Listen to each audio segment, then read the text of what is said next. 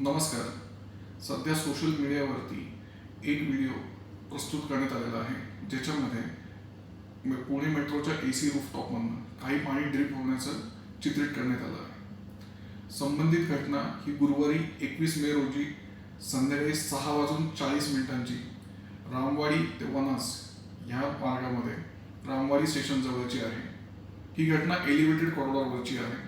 ह्याचा पावसाच्या पाण्याशी कोणताही संबंध नाही, तसेच ह्याच्यामध्ये कुठलाही लिकेजचा प्रश्न नाही.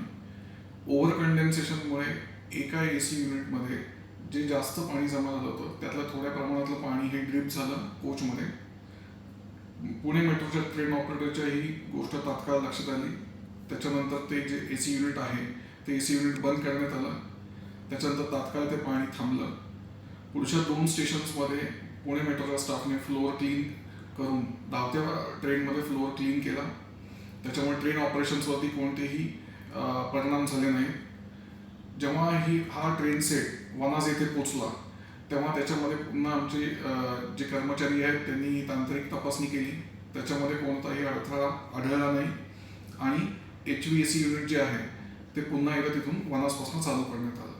ह्या घटनेचा सांगितल्याप्रमाणे पावसाशी कोणताही संबंध नाही, पण पुण्याच्या नागरिकांना आणि मेट्रोच्या प्रवाशांना जी तसदी ह्या घटनेमुळं सहन करावी लागली त्याच्याबद्दल मेट्रो प्रशासन दिलगीर आहे. धन्यवाद.